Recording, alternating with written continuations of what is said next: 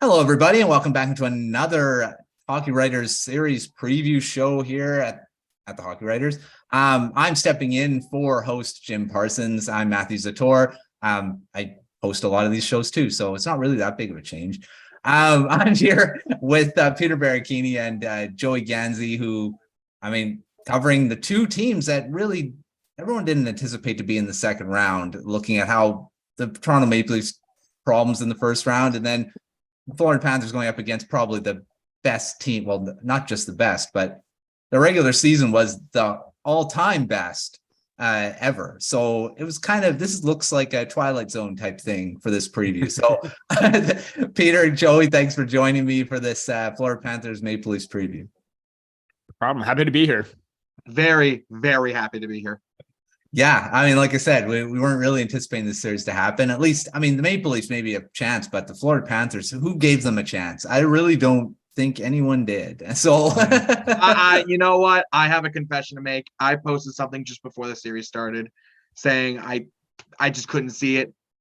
I've never been so glad to be wrong in my life. Well, as everyone probably knows by now, Maple Leafs got through the second round on a 6 games over the Tampa Bay Lightning, a team that they met in the first round last year and lost in 7 games. So they ended up winning 3 overtime games at Amalie Arena, which is insane.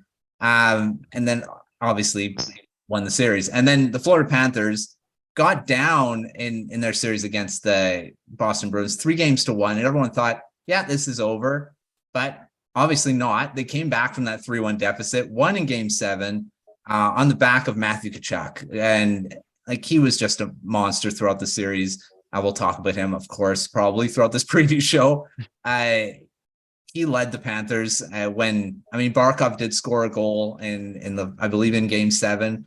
In Game 6, he scored Game 6. So he did come and score a goal, but it was largely Matthew Tkachuk throughout that series. So 7 games, they changed goalies halfway through, Lyon to Bobrovsky, who was their starter throughout the season, but Lyon got up that huge, crazy run at the end of the season. So that's how they got here. And now we're into a series where really both teams are playing with house money. No one thought they were going to be here. So we're going to have a fun series to talk about. So first, let's talk about those 2 series just briefly. Peter, we'll start with you. What do you think was the turning point in that series where you thought, yeah, Maple Leafs are probably going to win this thing, even though that curse was still looming over them?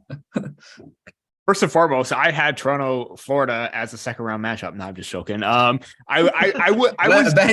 wish you bet money on that, eh? Yeah. If you did. I was, compared to previous years, I was a little bit more optimistic with this Maple Leafs team, considering the moves that Kyle Dubas made at the deadline, bringing in Ryan O'Reilly, Noel Chari, Luke Schenn, Jake McCabe. He addressed areas of need that needed to be addressed when you go up against Tampa Bay, Boston Bruins, all these tough teams. For me, the big, turning point was those 2 away games at Amalie Arena where they won in overtime. And obviously they had a great outing in Game 2, had some momentum, winning 7-2 after losing 7-3 before. But it was the way that they won Games 3 and 4 that stood out the most. They tend to usually when they get outplayed, they tend to, fall back. They tend to be way out of the play. Seems to be very little fight or very minimal momentum swings.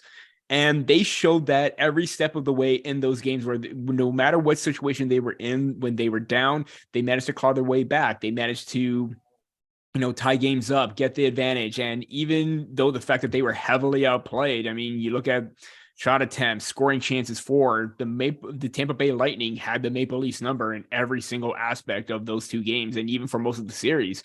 But Toronto dug deep, they dialed in, and they capitalized on chances where in previous series or previous playoff iterations where they get those opportunities and they seem to falter and they collapse. They didn't at that point. And yeah, the loss of in Game 5 kind of had, undertones of the past creeping in kind of thing. but they held on again in game 6. And it was the same type of mentality where they dug deep, managed to find a way, and they took advantage of opportunities that were handed to them. So I think though specifically games 3 and 4 were the big turning point for them in that series. Yeah, I have to agree with that. I mean, yeah, those 2 games where it looked like Tampa Bay was going to run, all of a sudden they could have been up 3-1 in the series if they would have won both those games. So yeah, definitely a huge one. Peter, we just talked to you. Joey, over to you. That series was, like I say, it looked like the Boston Bruins were gonna win it, and they went up 3-1, but Panthers didn't give up. What do you feel the turning point was in that series? Was it when they got down 3-1, or was there a point where you kind of saw that they could actually come back? I think the true turning point was probably that overtime winner in game 5 by Matthew Tkachuk, because you could just see that everyone just built around that. Even after they won, they went back in the locker room, and Tkachuk, much like the Leafs, dug deep and told his entire team, boys, remember this room. We'll be back here for 7. And look what happened like 4 or 5 days later. They were in game 7, and they said, you know what, we're going to win this thing. And that's what they did. Yeah. Like I said before, they found a way to dug deep. They never really saw themselves as an underdog. They just saw that as just of a narrative or just bulletin board material, and they owned up to it, and look where they are. Yeah. I mean, it's insane. Like I said, no one really, I don't think there was one person that thought the Panthers had any chance against the Bruins. Like I honestly, I said they'll win 1 game because I'm like, I don't think it's a sweep. I think they may win 1, but they didn't. They won 4 and now dispatched the Bruins. I mean, that stunned crowd was just all you want to see. Oh my God. Yeah. And like game 1, they were chanting, we want the cup. We want the cup. And by game 7, they were like, okay, I guess we're not going to do it. But yeah, it was pretty crazy to see. And the Panthers full marks for coming back in that series because they never wavered. They took advantage of any turnovers that the Bruins had. And the Bruins didn't look like that regular season team anymore. Once the Panthers looked like the better team, and really shouldn't take them for granted because they were the President's Trophy winners last season. So it's like, yes, they changed bodies. Huberdeau left, some players left, but Matthew Tkachuk has just been amazing throughout the regular season and just continuing in the playoffs. So, all right, well, let's look ahead to this matchup now. And, throughout in the regular season, it was 3 wins for the Toronto Maple Leafs and 1 OT loss. So largely dominated by the Maple Leafs in this season series. But as we know, that means nothing because the Boston Bruins dominated almost every team in the regular season and they're out in the first round. So really, should we look at series at this point? So let's talk about some keys to winning for both teams. We'll start with you, Joey. What do the Panthers need to do to beat the Maple Leafs, a team that has a lot? I mean, Boston Bruins have a lot of firepower too, but they have a lot of elite firepower that the Maple Leafs do have. Can they match that? What are some keys to winning this series? I believe there's 2 big keys. One of them is testing Samsonov early and often. If anyone remembers from last season, Samsonov was the goaltender for the Washington Capitals from games 2, like near the end of game 2 to about game 6. And Florida beat that team 4-2. So they a lot of players on that team know how to crack him, know what his weaknesses are. They need to find that and get at him early and often if they want a chance. And 2, please stay out of the penalty box. I know the refs aren't the best, but please. I think they had a power play goal allowed at least. I'm pretty sure all except one game they allowed at least 1 power play goal, and it kept Boston alive in every single portion of the game, and probably what got them down 3-1 in the first place. If it comes down to special teams, they're going to need to step it up. But those are the 2 big keys, I believe. Yeah. Big one. Stay out of the penalty box because the Maple Leafs did score quite a few goals on the power play against the Tampa Bay Lightning, and that was a big part of it. So, and they've got a lot of firepower on that team for the power play. And I mean, the Panthers do have a few players that have scored. Verhaeghe was really, I mean, he only scored a couple goals during the series, but He only scored scored 40. And he only scored one in this past series, unfortunately. yeah, just one. But he scored 40. I mean, it was the most important one, but he scored it. Yeah, that's right. He did score the overtime winner. So that's it's not how many, it's when you do it. And the Maple Leafs know that for sure. All right, over to you, Peter. What do you think are keys to this series for the Maple Leafs to come out of this and go to a third round? Have three, but I'm going to keep them very short. One is manage the puck better, because we saw time and time again during that series against the Tampa Bay Lightning where puck management and connecting on the passes wasn't that great. And even in game 5, I believe they turned the puck over and gave the puck away 19 times. And that is not necessarily a good recipe for success. Yeah, I mean, granted, they did lose that game, but they managed to try and turn it around. If they're able to capitalize on and make better, crisper passes, that'll be key, because we saw how good of a neutral zone pressure that the Florida Panthers can play against the Boston Bruins and creating turnovers, mainly that 2-on-1 or that 2-1 goal from Matthew Tkachuk after Nick Cousins intercepted that in game 6. The second is get to Sergei Bobrovsky very often, because, you know, he hasn't quite lived up to that contract in the past. There's still questions around his game. Even that series against the Boston Bruins, like, he had trouble tracking the puck. Rebound control wasn't that great. They, in 2 outings that the Maple Leafs played against them, and when he was in those games, they got 10 goals on him. One of them was a massive comeback, despite being down 3-1 or 4-1, because Matt Murray didn't look that great. Samsonov came in and he was a stalwart, and the Maple Leafs won in overtime. So get as many shots and get into the lanes of Bobrovsky as possible, because he has trouble tracking the puck.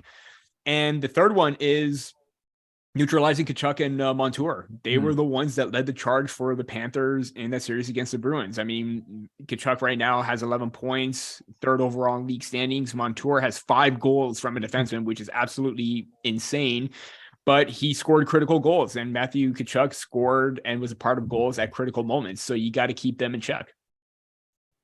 Yeah, Peter, you already mentioned Matthew Tkachuk. I was going to mention him. So he's the guy that you're going to have to neutralize. Not saying that the Panthers have no one else that can score, but like Verhaeghe had probably the quietest 40 goals in the regular season.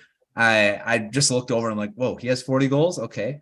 But yeah, he's a goal scorer. Didn't do a lot, and like I said, only 1 goal, but he can pop off at any point. And then you got, you know, Sam Reinhart, who's had 80 something points last season as well. Not this past season, but the season before. So they do have firepower other than Tkachuk. It's just he's on fire right now. So you limit him, I think they have a better chance.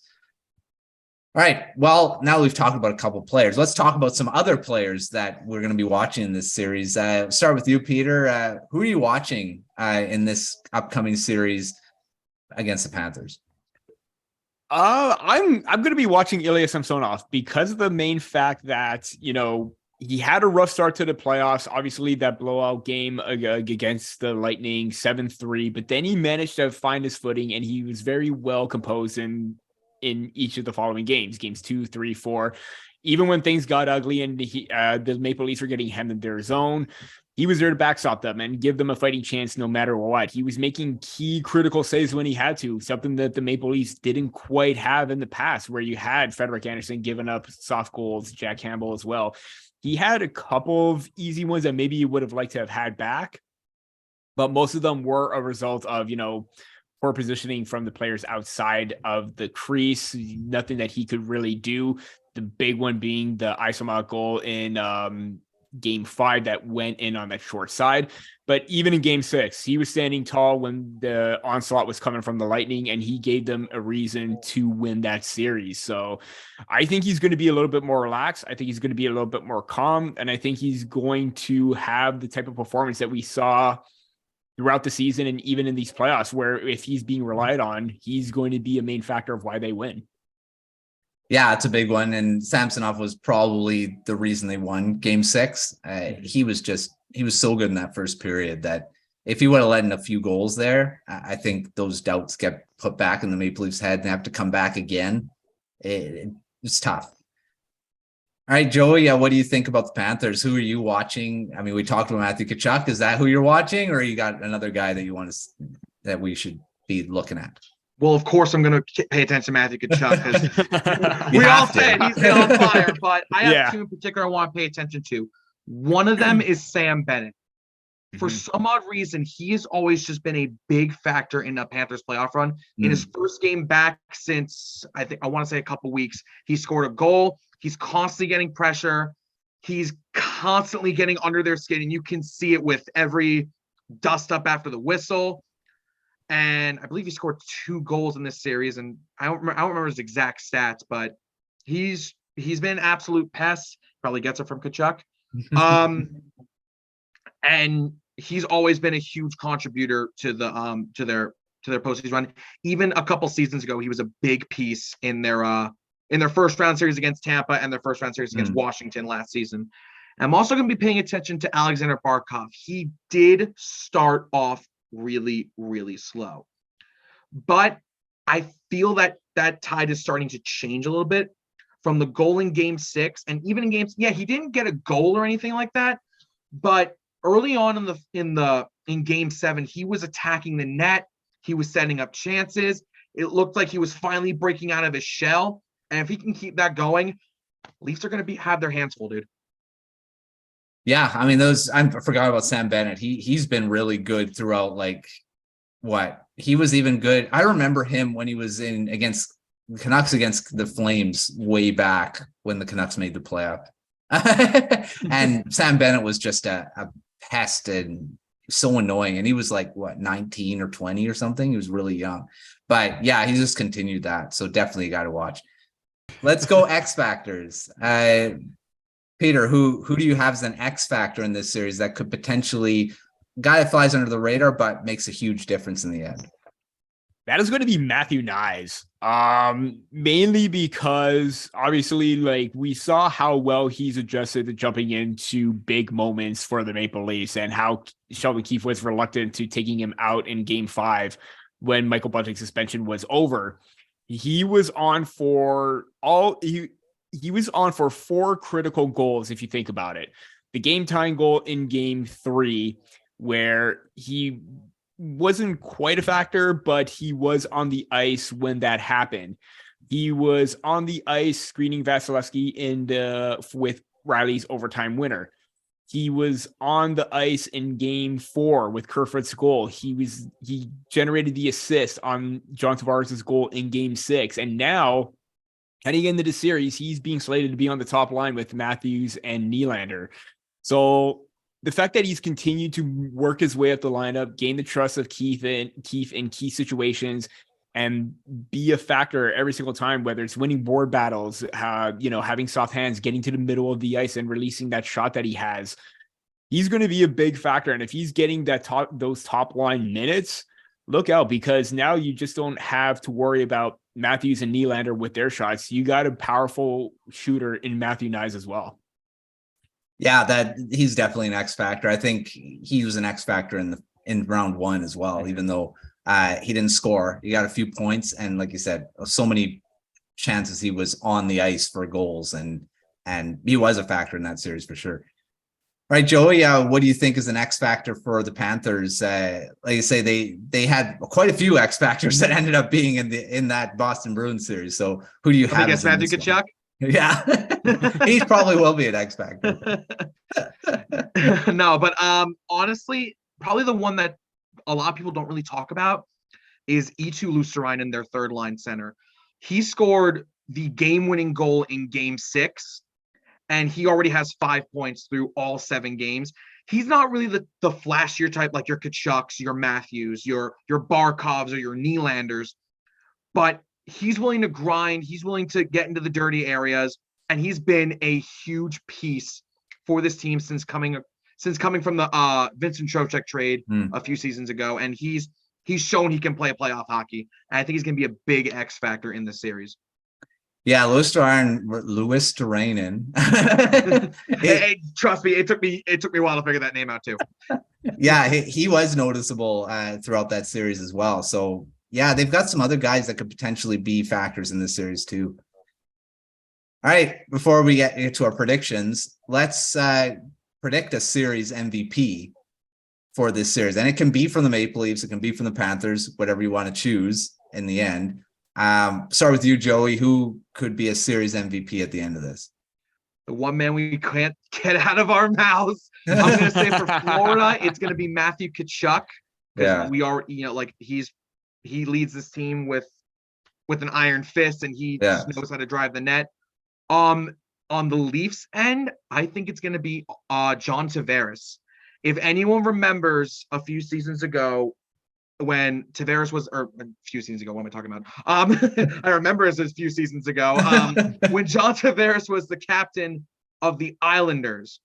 He was the thorn in the side for Florida, and that ultimately costed them the series in 2016. So he understands 100% how this team works. He even scored a big game-winning goal against them this past regular season, almost a month ago. And I think he knows exactly what it takes to beat this team, unfortunately. So for Maple Leafs, I'm going to say the captain, John Tavares. All right. Well, Tavares already has shown his ability to step up in big key situations, bringing them to the second round. So, Peter, who do you got as a series MVP? And you can pick one from each team if you want. I mean, I picked one last series, but I'll pick one from each team. And I picked Austin Matthews against the Tampa Bay Lightning. He scored quite a few key goals in key situations. I'm going to pick Austin Matthews again. I believe he's been quite successful against the Florida Panthers in the regular season. Obviously, regular season means nothing, but the fact that he's getting hot and the fact that he's rising to the occasion a lot like other star players and making key plays at key moments and converting on them, I think that's huge. I think that he had a fantastic series against the Lightning. I think he's going to have one against the Florida Panthers again this time around. And from the Panthers, I know we talked about him briefly, how he only had one goal, but because he was drafted by the Maple Leafs and usually these players come back to haunt them, I'm going to pick Carter Verhaeghe because why not? Because pain kind of thing, right?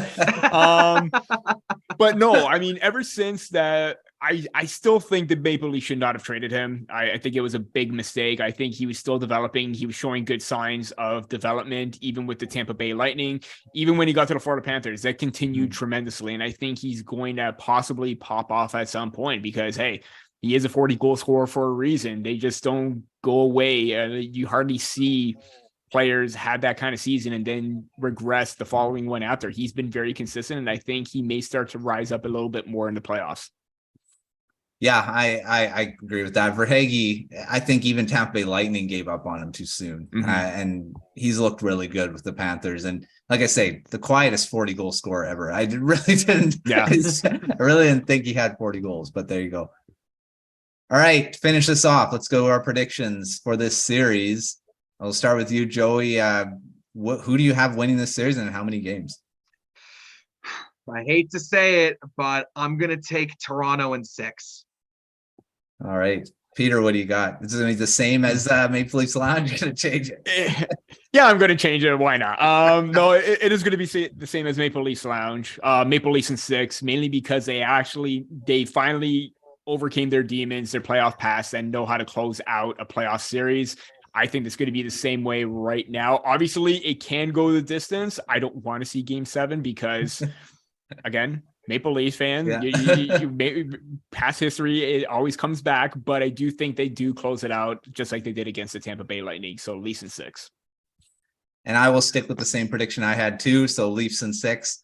I think the same thing. I think the Maple Leafs just know how to win now. Although, I mean, this series, I don't know. But like I said, playoffs. But these playoffs, you have no idea. Yeah. I mean, like I said, that I didn't think the Panthers had any chance of beating the Bruins. I didn't think any team had any chance of beating them because of how dominant they were in the regular season.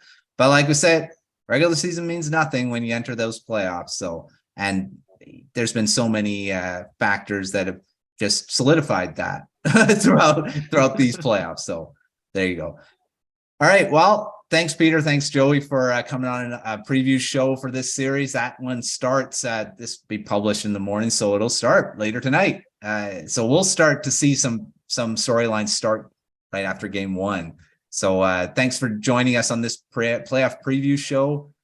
We'll see what happens, what team comes out on top, and who we're talking to in round 3. And we'll have one of you guys back for the third round coming up. So Make sure you're following along on the HockeyWriters.com for articles from both Peter and Joey as this series goes on.